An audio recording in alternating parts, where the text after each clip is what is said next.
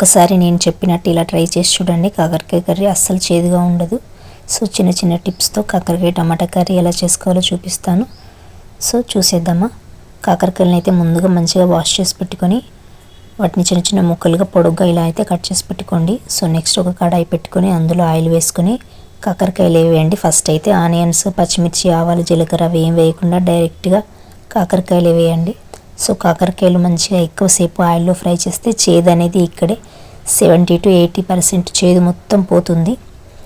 So ఇవి మంచిగా fry అయ్యేదాకా మూత పెట్టి మధ్య మధ్యలో చెక్ చేసి కలుపుతూ ఫ్రై చేసుకోండి. సాల్ట్ కూడా వేయకండి. ఇప్పుడు కలుపుతూనే ఉండండి. ఒక 4-5 సార్లు క్యాప్ పెట్టి.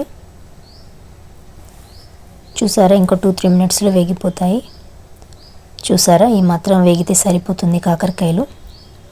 సో ఇప్పుడు కాకరకాయలన్నిటినీ సైడ్కి అనుకుంటూ మధ్యలో ఆవాలు అవి కొంచెం వేగిన తర్వాత కొద్దిగా జీలకర్ర, సో ఇవి రెండు వేసి మంచిగా మిక్స్ చేసుకోండి. మళ్ళీ ఒకసారి ఆవాలు జీలకర్ర మంచిగా వేగేలాగా.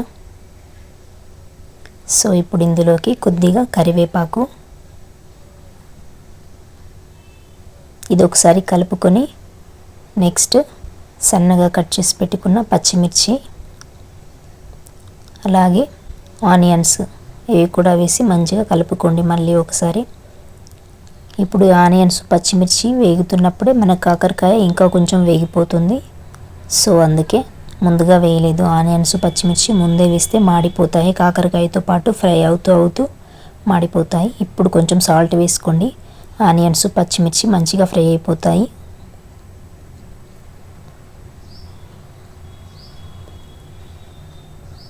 ఇప్పుడు మూత పెట్టి కాసేపు ఉడికించండి. చూసారా, వేగిపోయాయి మొత్తం.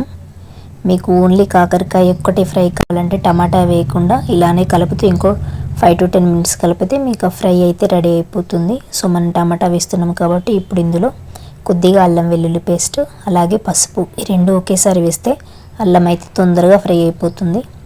అల్లం ముందే వేస్తే కాకరకాయ అస్సలు వేగదు, గుర్తుంచుకోండి. కాకరకాయ మొత్తం ఫ్రై అయిపోయిన తర్వాతనే అల్లం వేసుకోవాలి.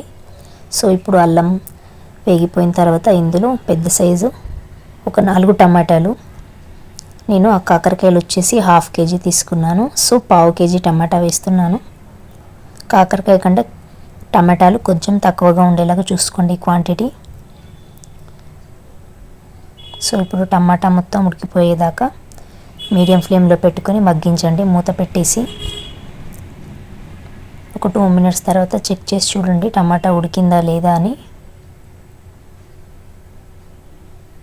సో కొంచెం మెత్తబడ్డాయి టమాటాలు అయితే.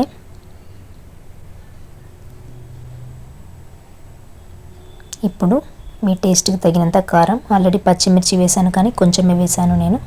సో అలాగే కొంచెం కొత్తిమీర ఇవి వేసి కలపకుండా అలాగే క్యాప్ పెట్టేసి ఒక 2 మినిట్స్ తర్వాత కలిపారంటే మన కర్రీ అయితే రెడీ అయిపోతుంది. అస్సలు చేదు ఉండదండి. మనం ముందుగానే ఆయిల్లో ఎక్కువసేపు ఫ్రై చేస్తాం కదా, ఆయిల్లో ఎక్కువసేపు ఫ్రై చేయడం వల్ల చేదు అనేది అక్కడే పోతుంది. 80% చేదు అనేది అక్కడే పోతుంది. అస్సలు చేదుగా ఉండదు. లాస్ట్లో దింపేసే ముందు ఒక 1/2 teaspoon ధనియా పౌడర్ వేసుకుంటే మన కర్రీ అయితే రెడీ అయిపోతుంది. తప్పకుండా ట్రై చేయండి, అస్సలు చేదు ఉండదు, మీకు ఖచ్చితంగా నచ్చుతుంది.